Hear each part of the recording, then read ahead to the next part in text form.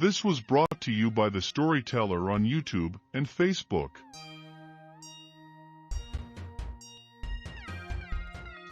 The Lurking Fear by H.P. Lovecraft. 1. The Shadow on the Chimney. There was thunder in the air on the night I went to the deserted mansion atop Tempest Mountain under Lurking Fear. I was not alone, for foolhardiness was not then mixed with that love of the grotesque, the terrible, which had made my career a series of quests for strange horrors in literature and life. With me were two faithful and muscular men for whom I had sent when the time came. Men long associated with me in my ghastly explorations because of their peculiar fits. We had started quietly from the village because of the reporters who still lingered about after the eldritch panic of a month before. The nightmare creeping death. I thought they might aid me, but I did not want them then. Would to God I had let them share this search, that I might not have had to bear the secret alone so long. To bear it alone for fear the world would call me mad, or go mad itself, at the demon implications of the pain. Now that I am telling it anyway, lest the brooding makes me a maniac, I wish I had never concealed it, for I, and I alone, know what manner of fear lurked in the spectral and desolate mountain.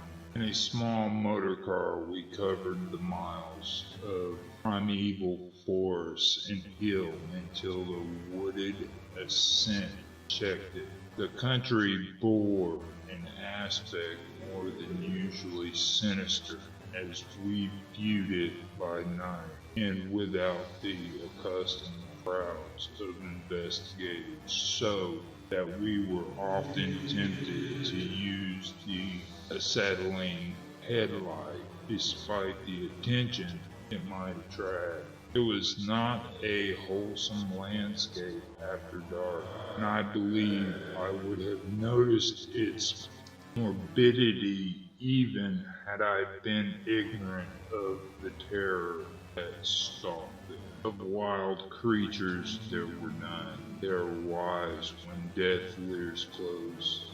The ancient lightning scared trees seemed unnaturally large and twisted, and the other vegetation unnaturally thick and feverish, while curious mounds of hummocks in the weedy, fulgurate-pitted earth reminded me of snakes and dead men's skulls, swelled to gigantic proportions.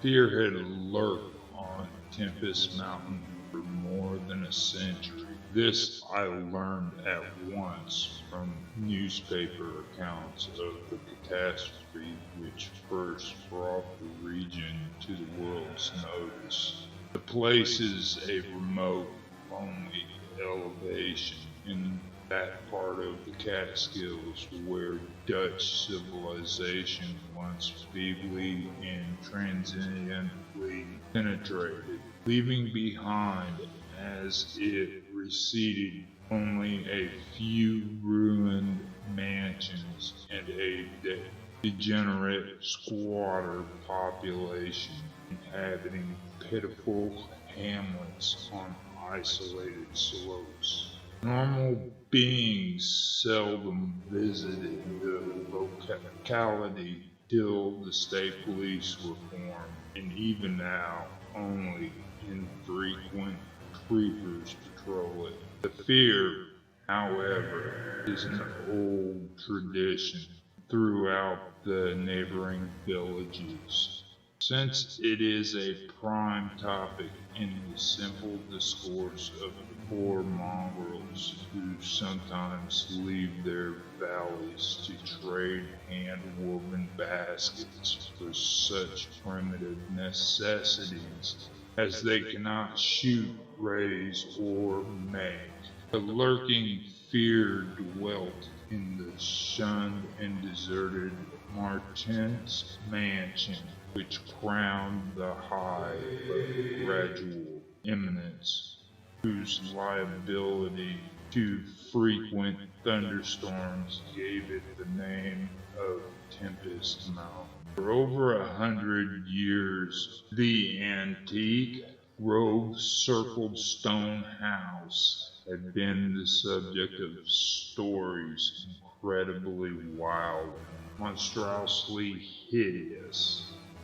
Stories of a silent, colossal, creeping death which stalked abroad in summer. With whimpering assistance, the squatters told tales of a demon which seized lone wayfarers after dark, either carrying them off or leaving them in a frightful state of gnawed dismemberment, while sometimes they whispered of blood trails toward the distant mansion.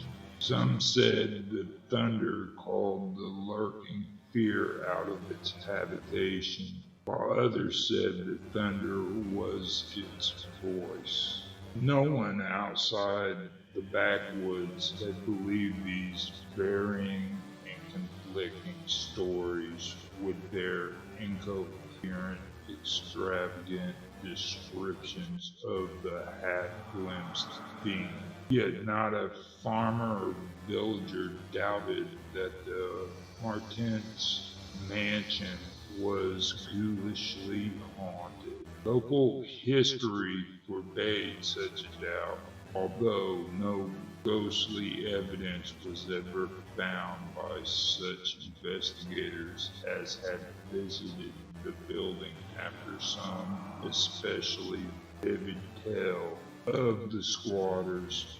Grandmothers told strange myths of the Martins specters, myths concerning the Martins family itself, its queer heredity, dissimilarity of eyes, its long unnatural annals, and the murder which cursed it. The terror which brought me to the sense was a sudden and portentous confirmation of the mountaineers' wildest legends. One summer night, after a thunderstorm of unprecedented violence, the countryside was aroused by a squatter stampede which no mere delusion could create. The pitiful throngs of natives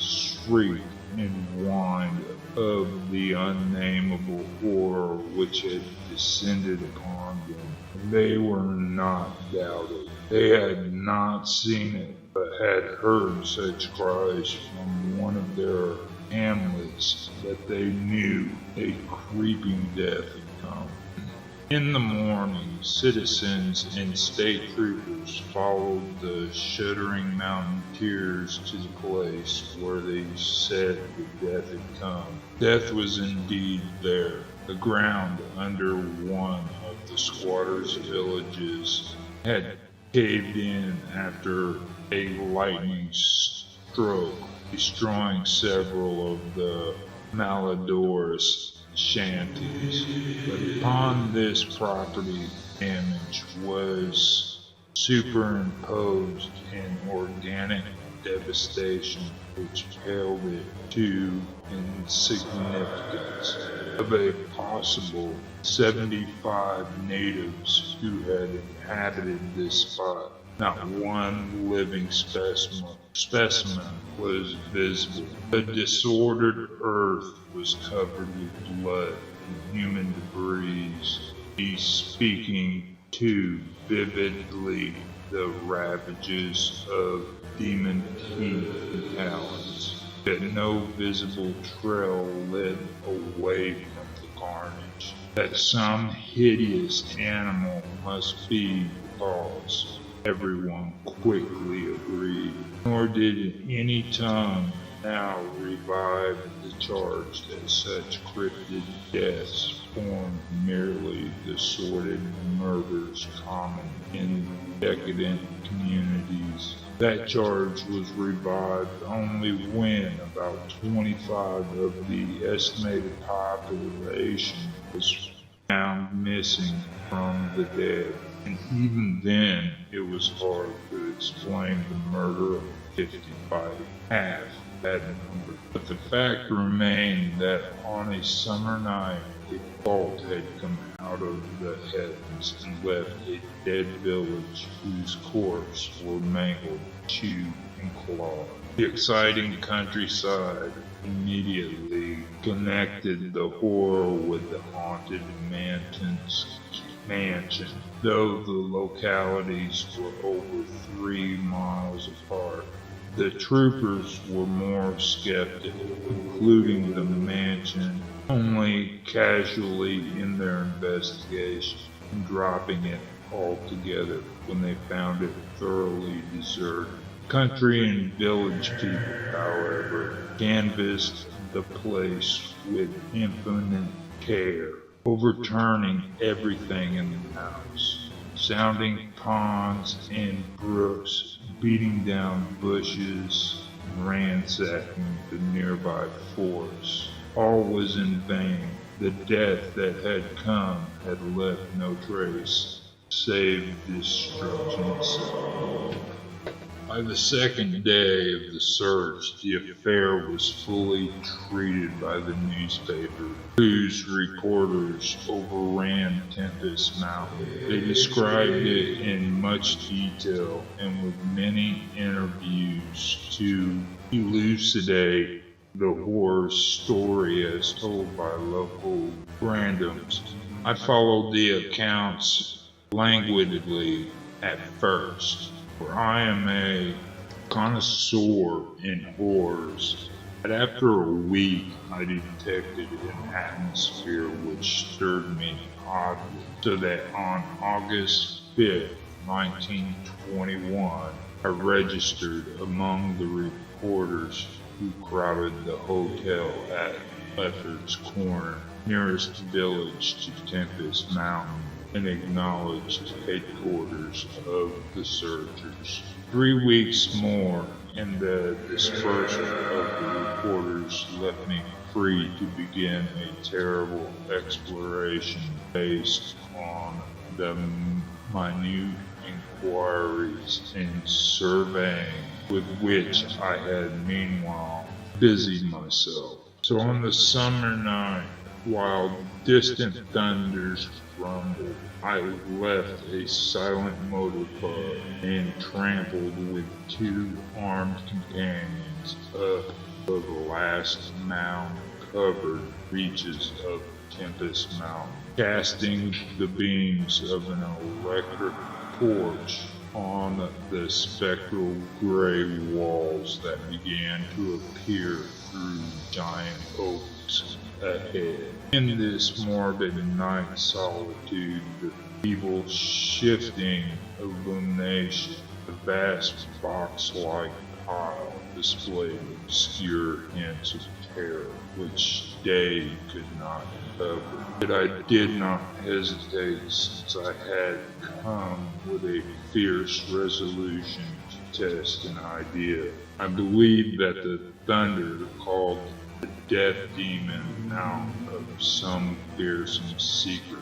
place, and be that demon solid entity or vaporous pestilence, I meant to see it. I had thoroughly searched the ruin before, hence knew my plan well. Choosing as the seat of my vigil the old room of Jan Martins, whose murder looms so great in the rural legends, I felt subtly that the apartment of this ancient victim was best for my purpose. The chamber, measuring about 20 feet square, contained, like the other rooms, some rubbish which had been furniture. It lay on the second story of the southeast corner of the house and had an immense east window and narrow south window, both devoid of panes or shutters. Opposite the large window was an enormous Dutch fireplace with scriptural tiles representing the prodigal son. In an opposite narrow window was a spacious bed built into the wall. As the tree muffled thunder grew louder, I arranged my plans in details. First, I fastened side by side to the ledge of the large window 3 rope ladders which I had brought with me. I knew they reached a suitable spot on the grass outside, for I had tested them. Then the 3 of us dragged from another room a wide 4-poster bedstead, crowding it literally against the window. Having strewn it with fir boughs, all now rested on it with drawn automatics, 2 relaxing while the 3rd watched. From whatever direction the demon might come, our potential escape was provided. If it came from within the house, we had the window ladders. If from outside, the door and the stairs. We did not think, judging from precedent, that it would pursue us far, even at worst. I watched from midnight to 1 o'clock, when in spite of the sinister house, the unprotected window, and the approaching thunder and lightning, I felt singularly drowsy. I was between my 2 companions, George Bennett being toward the window and William Toby towards the fireplace. Bennett was asleep, having felt the same anomalous drowsiness that affected me, so I designated Toby for the next watch, although even he was not. It is curious how intently I had been watching that fireplace.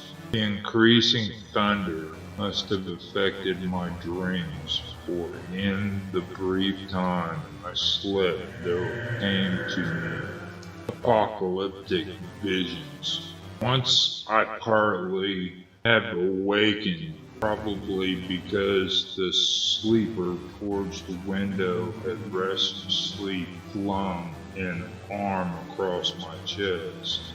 I was not sufficiently awake to see whether Toby was attending to his duties as the Senate, but felt distinct anxiety on that score. Never before had the presence of evil so poignantly oppressed me. Later I must have dropped asleep again, for it was out of phantasmal chaos that my mind leaped when the night grew hideous with shrieks beyond anything in my former experience or imagination. In that shrieking, the inmost soul of human fear and agony clawed hopelessly and insanely at the ebony gates of oblivion. I awoke to red madness and mockery of diabolism as farther and farther down inconceivable vistas that phobic and crystalline anguish retreated and reverberated. There was no light, but I knew from the space at my right that Toby was gone. God alone knew whither. Across my chest still lay the heavy arm of the sleeper at my left. Then came the devastating stroke of lightning which shook the whole mountain, lit the darkness crypts of the hoary grove, and splintered the patriarch of the twisted trees. In the demon flash of the monstrous fireball, the sleeper started up suddenly while the glare from beyond the window threw his shadow vividly upon the chimney above the fireplace, from which my eyes had never strayed. That I am alive and sane is a marvel I cannot fathom it, for the shadow of the chimney was not that of George Bennett or of any other human creature, but a blasphemous abnormality from hell's nethermost craters, a nameless, shapeless abomination which no mind could fully grasp, and no pen even partly describe. In another second, I was alone in the accursed mansion, shivering and gibbering. George Bennett and William Toby had left no trace, not even a struggle they were never heard of again. The Lurking Fear by H.P. Lovecraft. 2. A Passer in the Storm. Days after that hideous experience in the four-swathed mansion, I lay nervously exhausted in my hotel room at Lefferts Corners. I do not remember exactly how I managed to reach the motor car, started, and slip unobserved back to the village, for I retain no distinct impression save of wild-armed heightened trees, demonic mutterings of thunder, and Coronian shadows athwart the low mounds that dotted and streaked the region. As I shivered and brooded on the casting of that brain-blasting shadow, I knew that I had at last pried out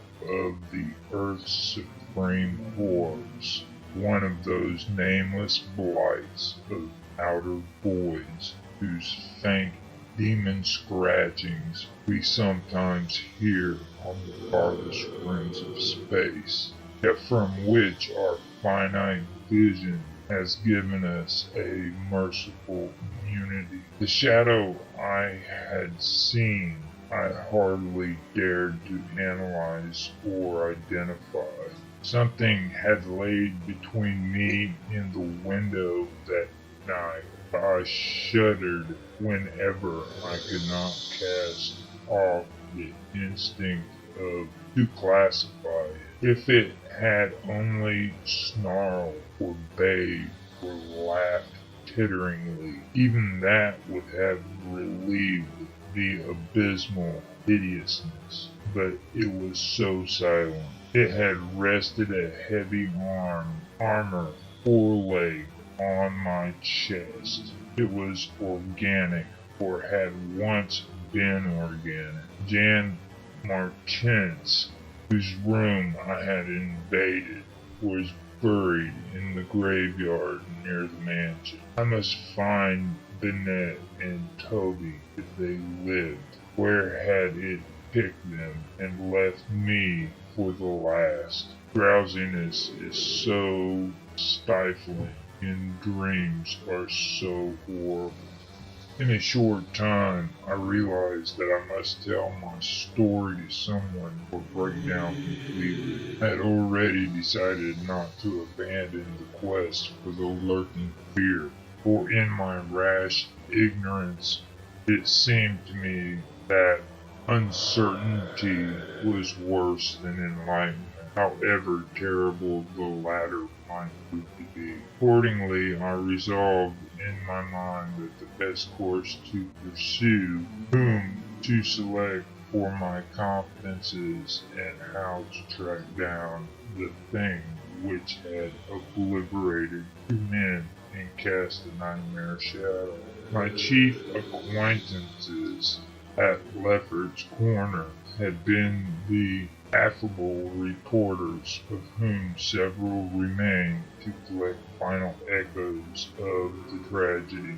It was from these that I determined to choose a colleague, and the more I reflected, the more my preference inclined towards one Arthur Monroe, a dark, lean man of about 35, whose education, taste, intelligence, and temperament all seemed to mark him as one not bound to conventional ideas and experiences.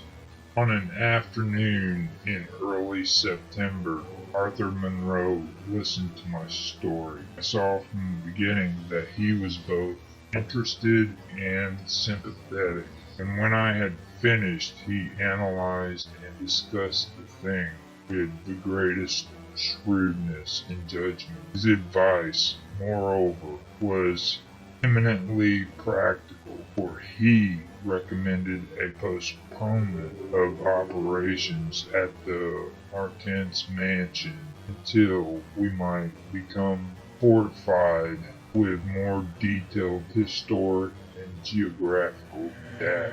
On his initiative, we combed the countryside for information regarding the terrible Martins family, and discovered a man who possessed a marvelously illuminating ancestral diary. We also talked at length with such of the mountain mongrels as had not fled from the terror and confusion to remoter slopes, and arranged to proceed to our culminating task, the exhaustive and definitive examination of the mansion in the light of its detailed history, with an equally exhaustive and definitive examination of spots associated with the various tragedies of squatter legend. The result of this examination were not at first very enlightening, though our tabulations of them seem to reveal a fairly significant trend, namely that the number of reported horrors was by far the greatest in areas either comparatively near the avoided house or connected with it by stretches of the morbidly overnourished forest. There were, it is true, exceptions. Indeed, the horror which had caught the world's ear had happened in a treeless space remote alike from the mansion and any connecting woods.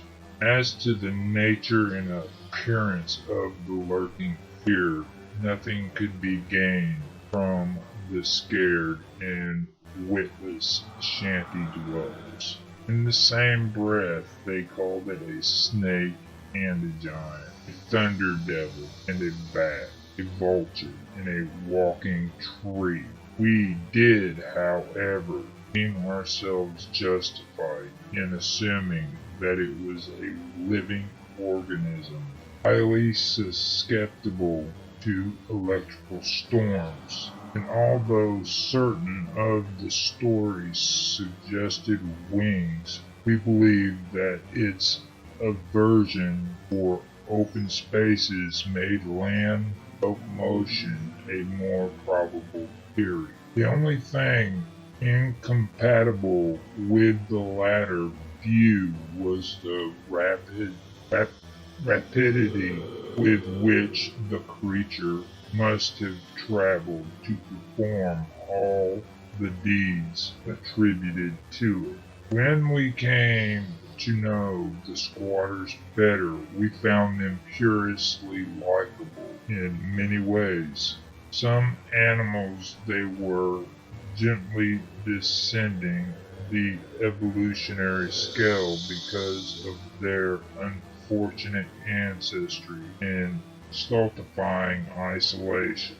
They feared outsiders, but slowly grew accustomed to us, finally helping vastly when we beat down all the thickets and tore out all the partitions of the mansion in our search for the lurking fear.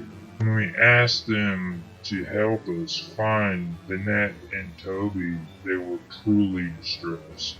They wanted to help us, yet knew that these victims had gone as wholly out of the world as their missing people. The great numbers of them had been killed and removed, just as the wild animals had long been exterminated. We were, of course, thoroughly convinced, and we waited apprehensively for further tragedies to occur. By the middle of October, we were puzzled by our lack of progress. Owing to the clear nights, no demoniac aggressions had taken place, and the completeness of our vain searches of house and country almost drove us to regard the lurking fear as a non-material agency. We feared that the cold weather would come on and halt our explorations, for all agreed that the demon was generally quiet in winter. Thus, there was a kind of haste and desperation in our last daylight canvass of the horror-visited hamlet, a hamlet now deserted because of the squatter's fears. The ill-fated squatter hamlet had borne no name, but had long stood in a sheltered, though treeless cleft between two elevations called respectively Cone Mountain and Maple Hill. It was closer to Maple Hill than to Cone Mountain, some of the crude abodes indeed being dugouts on the side of the former eminence. Geographically, it lay about 2 miles northwest of the base of Tempest Mountain and 3 miles from the oak-girt mansion. Of the distance between the hamlet and the mansion, fully 2 miles and a quarter on the hamlet's side was entirely open country, the plain being of fairly level character, save for some of the low snake-like mounds, and having as vegetation only grass and scattered weeds. Considering this topography, we had finally concluded that the demon must have come by way of Cone Mountain, a wooden southern prolongation of which ran to within a short distance of the westernmost spur of Tempest Mountain. The upheaval of ground we traced conclusively to a landslide from Maple Hill, a tall, lone, splintered tree on whose side had been the striking point of the thunderbolt which summoned the fiend. As for the 20th time or more, Arthur Monroe and I went minutely over every inch of the violated village. We were filled with a certain discouragement, coupled with a vague and novel fears. It was acutely uncanny, even when frightful and uncanny things were common, to encounter so blankly clueless a scene after such overwhelming occurrences. When we moved about beneath the leaden, darkened sky with that tragic, directionless zeal which results from a combined sense of futility and necessity of action. Our care was gravely minute. Every cottage was again entered, every hillside dug out, again searched for bodies, every thorny foot of adjacent slope again scanned for dens and caves, but all went without results. And yet, as I've said, vague new fears hovered menacingly over us, as if giant bat-winged griffins squatted invisibly on the mountaintops and leered with abandoned eyes that had looked on transcosmic gulfs. As the afternoon advanced, it became increasingly difficult to see, and we heard the rumble of a thunderstorm gathering over Tempest Mountain. This sound is in such a locality naturally stirred us, though less than it would have done at night. As it was, we hoped desperately that the storm would last until well after dark, and with that hope turned from our aimless hillside searching towards the nearest inhabited hamlet to gather a body of squatters as helpers in the investigation. Timid as they were, a few of the younger men were sufficiently inspired by our protective leadership to promise such help. We had hardly more than turned, however, when there descended such a blind sheet of torrential rain that shelter became imperative. The extreme, almost nocturnal darkness of the sky caused us to stumble sadly, but guided by the frequent flashes of lightning and by our minute knowledge of the hamlet, we soon reached the least porous cabin of the an heterogeneous combination of logs and boards whose still existing door and single tiny window both faced Maple Hill. Barring the door after us against the fury of the wind and rain, we put in place the crude window shutter which our frequent searches had taught us where to find. It was dismal sitting there on rickety boxes in the pitchy darkness, but we smoked pipes and occasionally flashed our pocket lamps about. Now and then we could see the lightning through the cracks in the wall. The afternoon was so incredibly dark that each flash was extremely vivid. The stormy vigil reminded me shudderingly of my ghastly night on Tempest Mountain. My mind turned to that odd question which had kept reoccurring ever since the nightmare thing had happened. And again, I wondered why the demon approaching the three watchers, either from the window or the interior, had begun with the man on each side and left the middleman till the last, when the Titan fireball had scared it away. Why had it not taken its victims in a natural order, with myself second, from whichever direction it had approached? With that manner of far-reaching tentacles did it prey.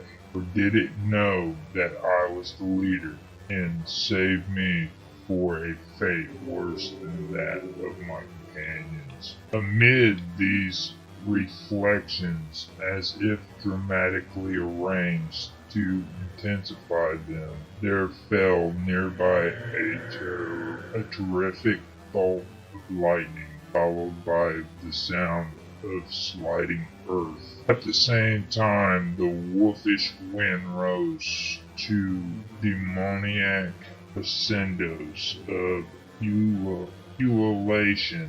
We were sure that the lone tree on Maple Hill had been struck again. Then Monroe rose from his box and went to the tiny window to ascertain the damage. He took down the shutter.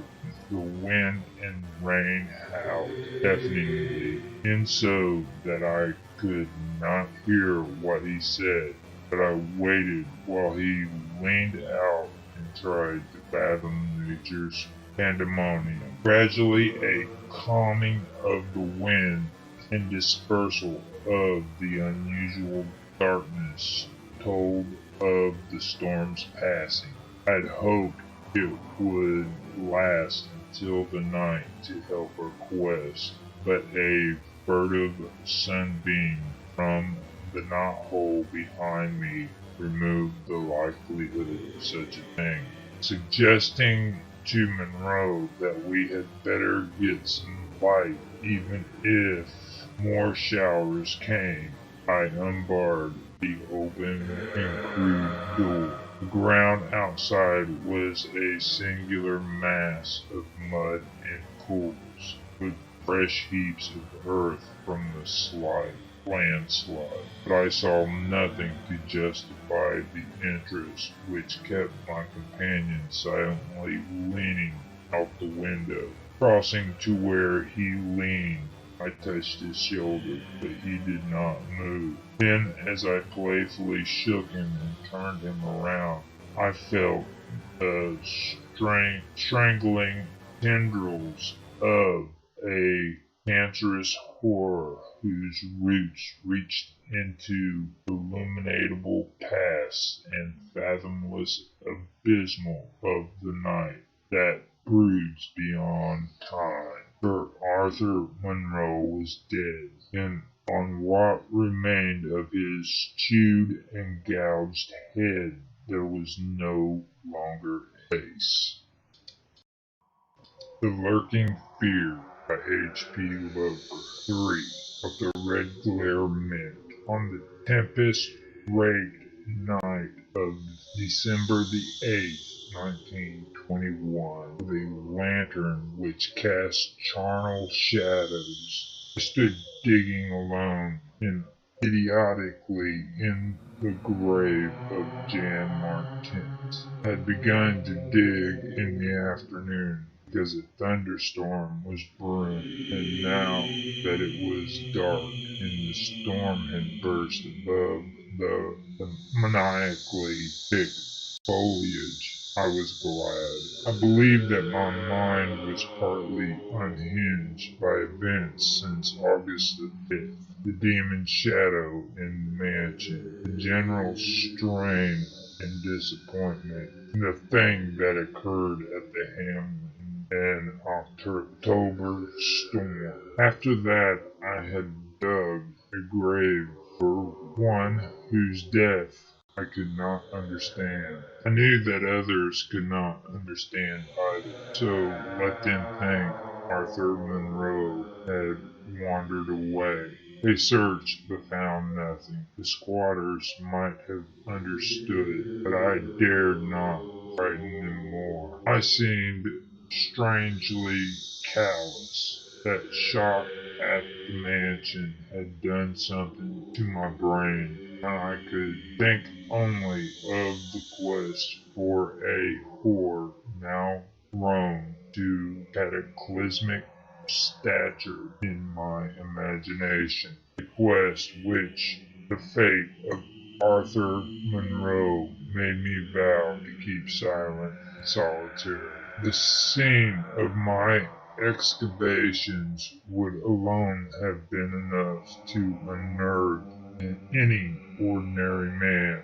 Baleful primal trees of unholy size, age, and grotesqueness leered above me like the pillars of some hellish druidic temple, muffling the thunder, hushing the clawing wind, and admitting but little rain. Beyond the scarred trunks of the background, illuminated by faint flashes of filtered lightning, rose the damp, vivid stones of the deserted mansion, while somewhat nearer was the abandoned Dutch garden, whose walks and beds were polluted by a white fungus-fetid, overnourished vegetation that never saw full daylight. The nearest of all was the graveyard, where deformed trees tossed insane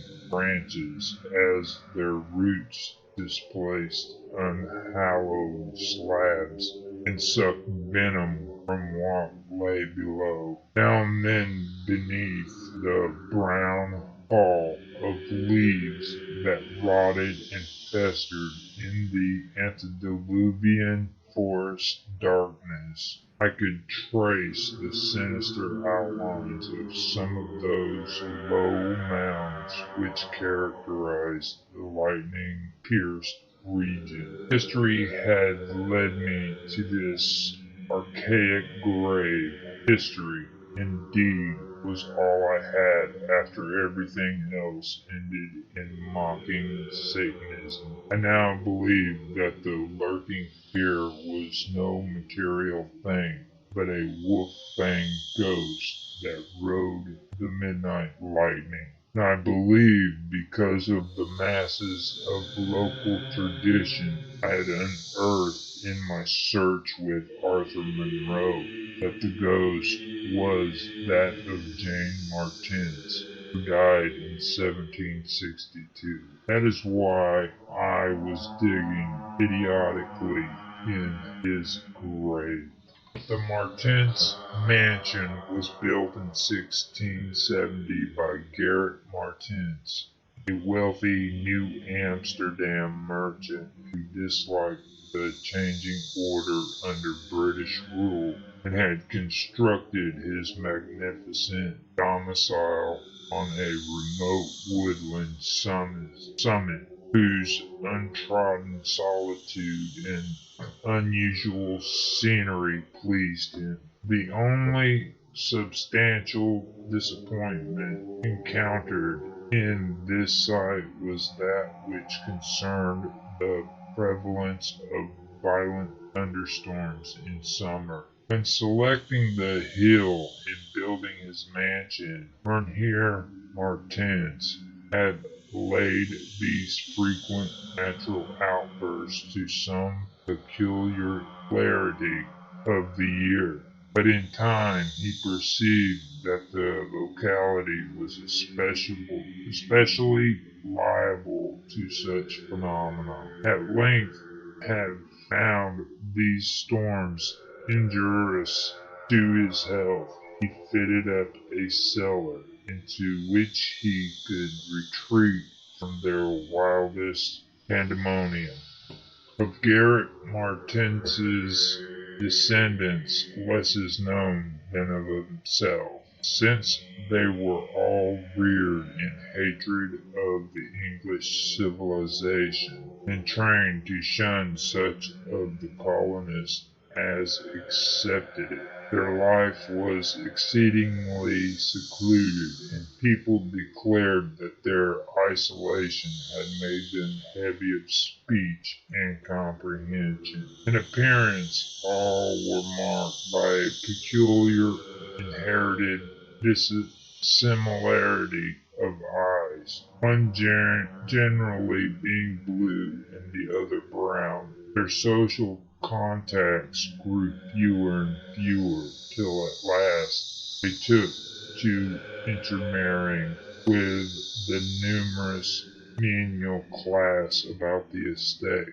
Many of the crowded family degenerated, moved across the valley, and merged with the mongrel population, which was later to produce the pitiful squatters. The rest had stuck sullenly to their ancestral mansion, becoming more and more clannish and taciturn, yet developing nervous responsiveness to the frequent thunderstorms. Most of this information reached the outside world through young Jan Martins, who, from some kind of restlessness, joined the colonial army when news of the Albany Convention reached Tempest Mountain. He was the first of Garrett's descendants to see much of the world, and when he returned in 1760, after 6 years of campaigning,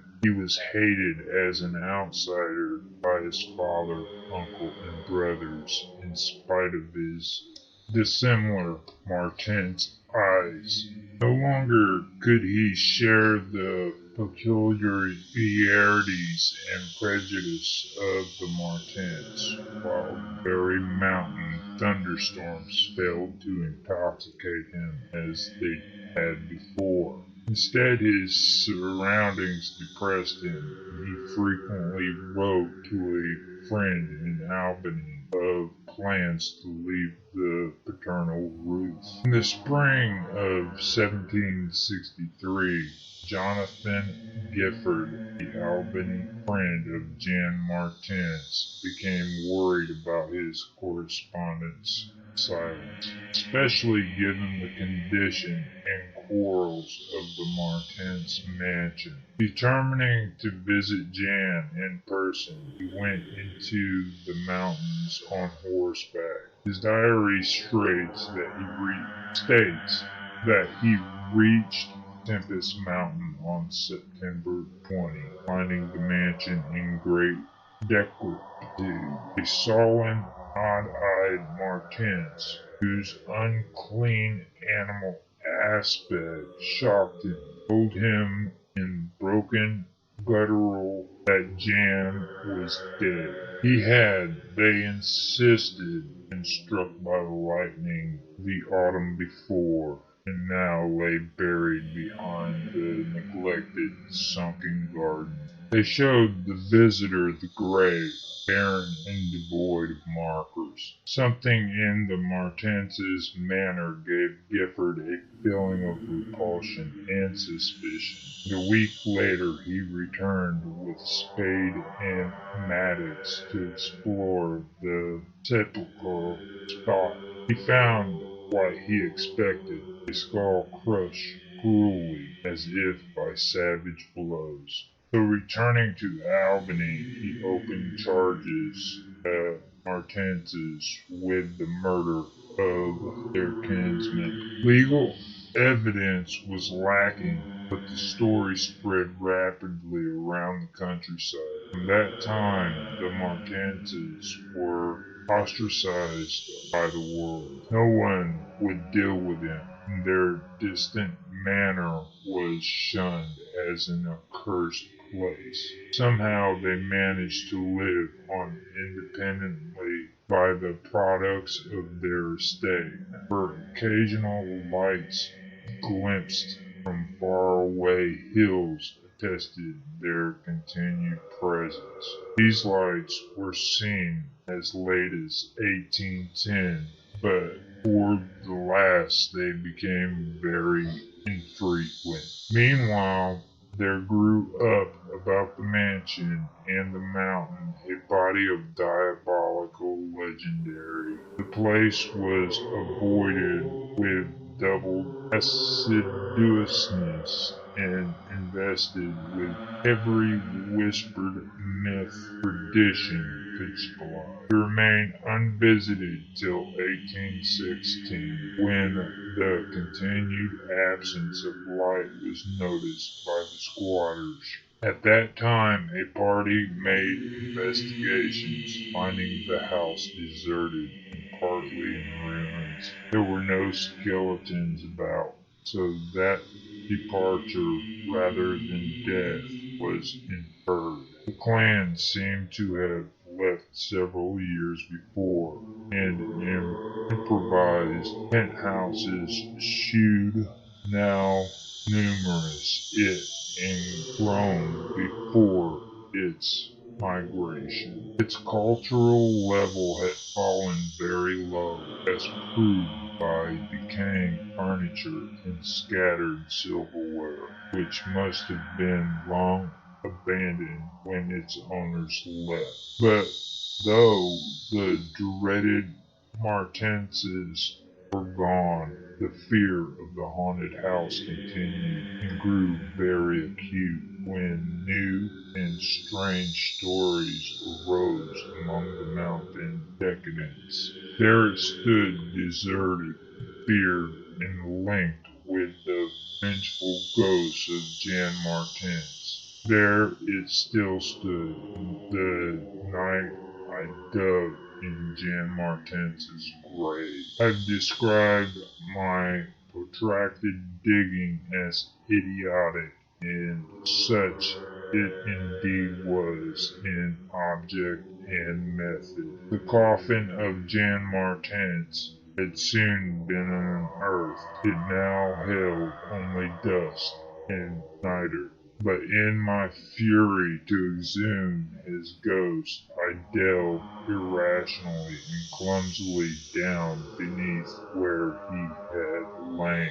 God knows what I expected to find. I only felt that I was digging in the grave of a man whose ghost stalked by night.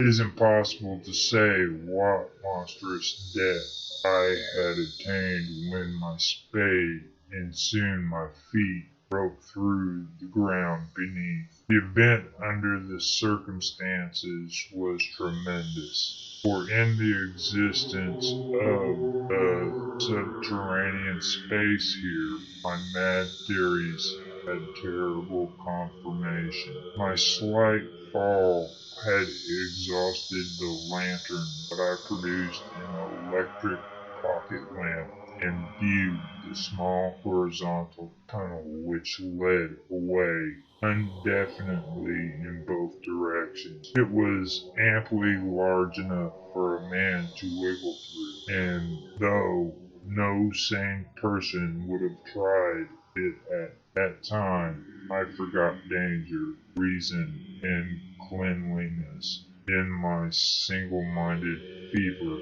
to unearth the lurking fear. Choosing the direction toward the house, I scrambled recklessly into the narrow burrow, squirming ahead blindly and rapidly, and flashing but seldom the lamp I kept before me.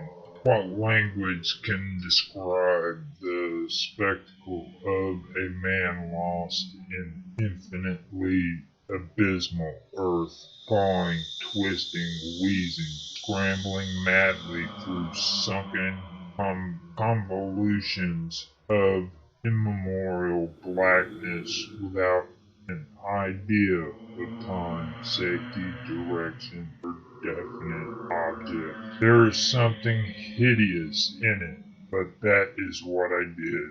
I did it for so long that life faded to a far memory, and I became one with the moles and grubs of nighted depths. Indeed, it was only by accident that after interminable writhings I jarred my forgotten electric lamp alight so that it shone eerily along the burrow, a caked loom that stretched and curved ahead. I had been scrambling in this way for some time, so that my battery had burned very low, when the passage suddenly inclined sharply upward, altering my mood of progress. And as I raised my glance, it was without preparation that I saw glistening in the distance two demonic reflections of my expiring lamp. Two reflections glowing with a painful and unmistakable effulgence and provoking maddeningly dubious memories. I stopped automatically, though lacking the brain to retreat. The eyes approached, yet of the thing that bore them I could distinguish only a claw. But what a claw! Then, far ahead, I heard a faint crashing which I recognized. It was the wild thunder of the mountain, raised to hysteric fury. I must have been crawling upward for some time, so that the surface was now quite near, and as the muffled thunder clattered, those eyes stared with vacuous viciousness. Thank God I did not then know what it was, else I should have died. But I was saved by the very thunder that had summoned it. For after a hideous wait, there burst from the unseen outside sky one of those frequent mountain-ward bolts whose aftermath I had noticed here and there as gashes of disturbed earth and fulgurities of various size. But with cyclopean rage it tore through the soil above the damnable pit, blinding and deafening me, yet not wholly reducing me to a coma. In the chaos of sliding, shifting earth, I clawed and floundered helplessly till the rain on my head steadied me, and I saw that I had come to the surface in a familiar spot, a steep, unforested place on the southeast slope of the mountain. The current sheet lightning illumined the tumbling ground and the remains of the curious low hummock which had stretched down from the wooded higher slope. But there was nothing in the chaos to shew my place of egress from the lethal catacomb. My brain was as great a chaos as the earth, and as a distant red glare burst on the landscape from the south, I hardly realized the horror I had been through. But when 2 days later the squatters told me what the red glare meant, I felt more horror than that which the mole burrow in the claw and eyes had given. More horror because of the overwhelming implications. In a hamlet 20 miles away, an orgy of fear had followed the boat which brought me above ground, and a nameless thing had dropped from an overhanging tree into a weak-roofed cabin. It had done a deed, but the squatters had fired the cabin in a frenzy before it could escape. It had been doing that deed at the very moment the earth caved in on the thing with the claw and eyes.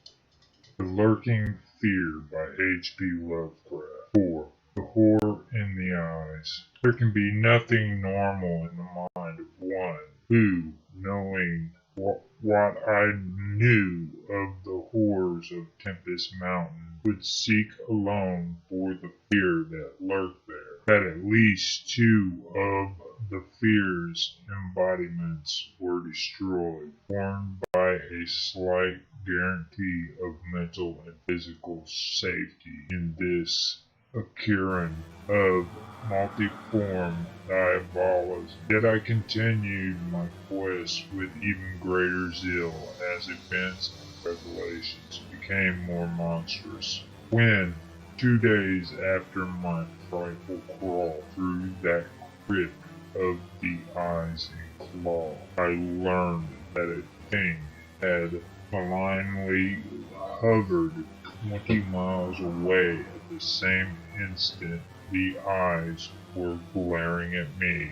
I experienced virtual convulsions of fright. But that fright was so mixed with wonder and alluring grotesqueness that it was almost a pleasant sensation.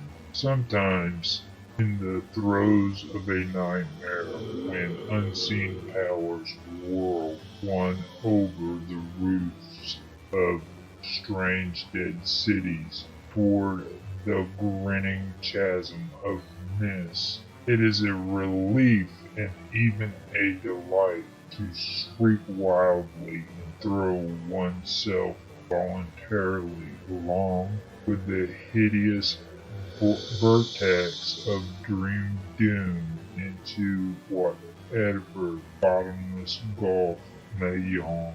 And so it was with the waking nightmare of Tempest Mountain. The discovery that 2 monsters had haunted the spot gave me ultimately a mad craving plunge into the very earth of the accursed region, and with bare hands dig out the death that leered from every inch of the poisonous soil. As soon as possible, I visited the grave of Jan Martins and dug vainly where I had dug before. Some extensive cave-in had obliterated all trace of the underground passage, while the rain had washed so much earth back into the excavation that I could not tell how deeply I had dug that other day. I likewise made a difficult trip to the distant hamlet where the death creature had been burnt and was little repaid for my trouble. In the ashes of the fateful cabin I found several bones, but none of the monsters. The squatters said the thing had had only one victim, but in this I judged them inaccurate, since besides the complete skull of a human being, there was another bony fragment which seemed certainly to have belonged to a human skull at some time. Though the rapid drop of the monster had been seen, no one could say just what the creature was like. Those who had glimpsed it called it simply a devil. Examining the great tree where it had lurked, I could discern no distinctive marks. I tried to find some trail into the black forest, but of this occasion could not stand the sight of those morbidly large holes, or of those vast serpent-like roots which twisted so malevolently before they sank into the earth. My next step was to re-examine with microscopic care the deserted hamlet where death had come most abundantly, and where Arthur Monroe had seen something he never lived to describe. Though my vain previous searches had been exceedingly minute, I now had new data to test, for my horrible grave crawl convinced me that at least one of the phases of the monstrosity had been an underground creature. This time, on the 14th of November, my quest concerned itself mostly with the slopes of Cone Mountain and Maple Hill, where they overlooked the unfortunate hamlet, and I gave particular attention to the loose earth of the landslide region on the latter eminence. The afternoon of my search brought nothing to light, and dusk came as I stood on Maple Hill looking down at the hamlet across the valley to Tempest Mountain.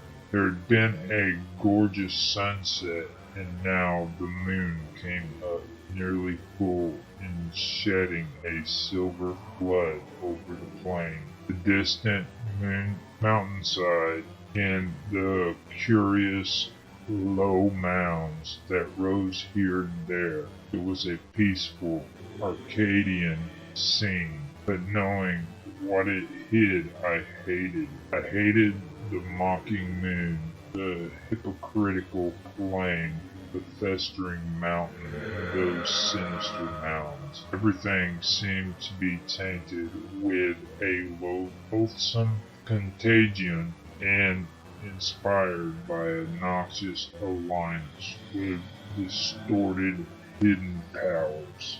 Presently, as I gazed abstractedly at the moonlight panorama, my eye became attracted to something singular in the nature of arrangement of a certain topographical element. Without having an exact knowledge of geology, I had from the first been interested in the odd mounds and hammocks of the region. I had noticed that they were pretty widely distributed around Tempest Mountain, though less numerous on the plain than near the hilltop itself, where prehistoric glaciation had doubtless found feebler opposition to its striking and fantastic caprices. Now, in the light of that low moon which cast long, weird shadows, it struck me forcibly that the various points and lines of the mound system had a peculiar relation to the summit of Tempest Mountain. That summit was undeniably a center from which the lines or rows of points radiated indefinitely and irregularly, as if the unwholesome Marten's mansion had thrown visible tentacles of terror. The idea of such tentacles gave me an unexplained thrill, and I stopped to analyze my reason for believing these mounds glacial phenomena. The more I analyzed, the less I believed, and against my newly opened mind there began to be grotesque and horrible analogies based on superficial aspects and upon my experience beneath the earth. Before I knew it, I was uttering frenzied and disjointed words to myself. My God, molehills! The damned place must be honeycombed. How many? That night at the mansion, they took Bennett and Toby first, on each side of us. Then I was digging frantically into the mound which had stretched nearest me, digging desperately, shiveringly, but almost jubilantly, digging, and at least shrieking aloud with some unplaced emotion as I came upon a tunnel or burrow just like the one through which I had crawled on the other demonic night.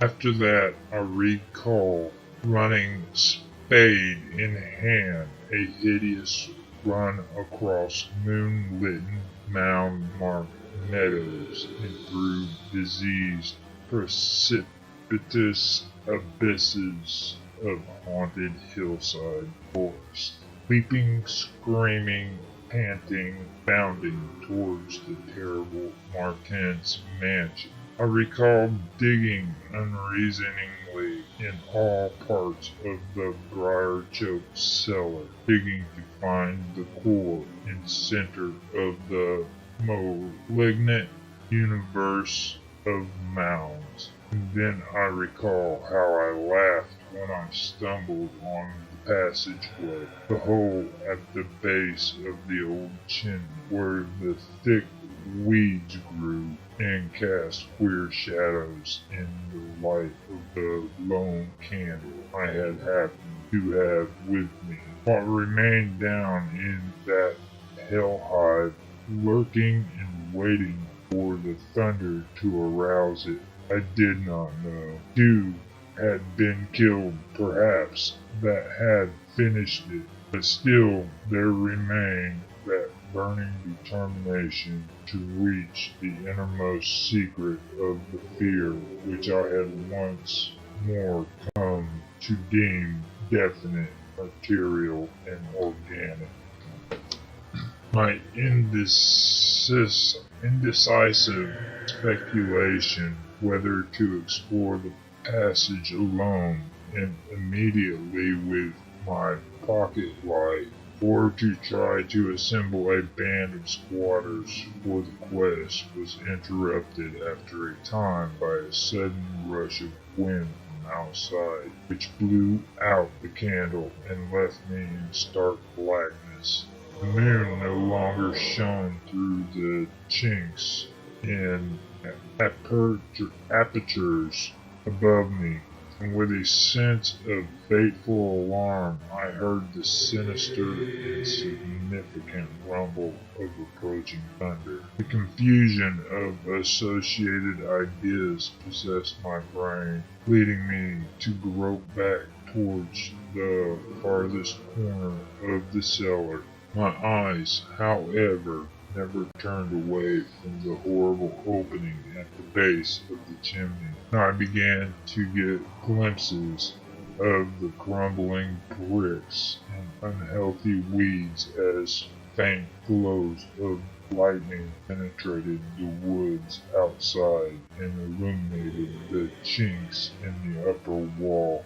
Every second I was consumed with a mixture of fear and curiosity. What would this storm call for? Or was there anything left for it to call? Guided by a lightning flash, I settled myself down behind a dense clump of vegetation through which I could see the opening without being seen.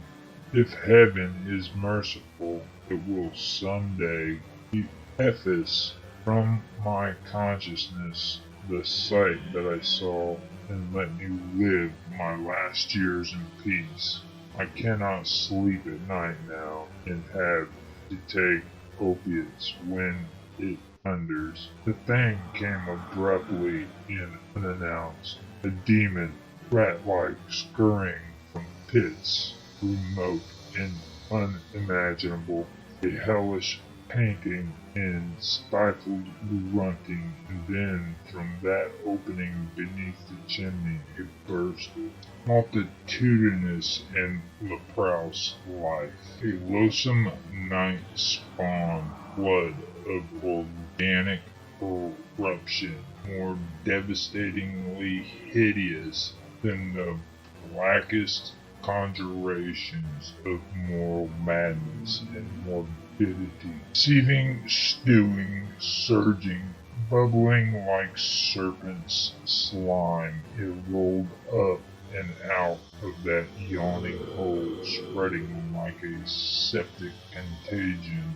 and streaming from the cellar at every point of egress, streaming out to scatter through the accursed midnight forest and strew fear, madness, and death. God knows how many there were. There must have been thousands. To see the stream of them in that faint, intermittent lightning was shocking. And they had thinned out enough to be glimpsed as separate organisms. I saw they were dwarfed, deformed, hairy devils or apes, monstrous and diabolic caricatures of the monkey tribe. They were so hideously silent. There was hardly a sequel when one of the largest stranglers turned with the skull of long practice to make a meal of accustomed fashion on a weaker companion. Others snapped up what it left and ate with slobbering relish. Then, in spite of my days of fright and disgust, my morbid curiosity triumphed, and as the last of the monstrosities oozed up alone from that netherworld of unknown nightmare, I drew my automatic pistol and shot it under cover of the thunder, shrieking, slithering, torrential shadows of red vicious madness chasing one another through endless, ensanguined corridors of the purple, fulgurous sky, formless phantasms and kaleidoscopic mutations of a ghoulish, remembered scene, forest of monstrous, overnourished oaks, with serpent roots twisted and sucking unnameable juices from an earth verminous with millions of cannibal devils, mound-like tentacles groping from the underground nuclei of polypus perversion, insane lightning over malignant ibid walls, and demon arcades choked with fungus vegetation. Heaven is thanked for the instinct which led me unconscious to places where men dwell, to the peaceful village that slept under the calm stars of clear skies. I had recovered enough in a week to send to Albany for a gang of men to blow up the Martins mansion and the entire top of Tempest Mountain with dynamite, stop up all the discoverable mound burrows, and destroy certain overnourished trees whose very existence seemed an insult to sanity. I could sleep a little after they had done this, but true rest will never come as long as I remember that nameless secret of the lurking fear. The thing will haunt me, for who can say the extermination is complete and that analogous phenomena do not exist all over the world? Who can, with my knowledge, think of the Earth's unknown caverns without a nightmare dread of future possibilities? I cannot see a well or a subway entrance without shuddering. Why cannot the doctors give me something to make me sleep, or truly calm my brain when it thunders? What I saw in the glow of my flashlight after I shot the unspeakable straggling object was so simple that almost a minute elapsed before I understood and went delirious. The object was nauseous, a filthy, whitish gorilla thing with sharp yellow fangs and matted fur. It was the ultimate product of mammalian degeneration, the frightful outcome of isolated spawning, multiplication, and cannonball nutrition above and below the ground, the embodiment of all the snarling chaos and grinning fear that lurked behind life. It had looked at me as it died, and its eyes had the same odd quality that marked those other eyes which had stared at me underground and excited cloudy recollections when I was blue the other brown. They were the dissimilar Martens eyes of the old legends. I knew in one inundating cataclysm of voiceless horror what had become of the vanished family, the terrible and thunder-crazed house of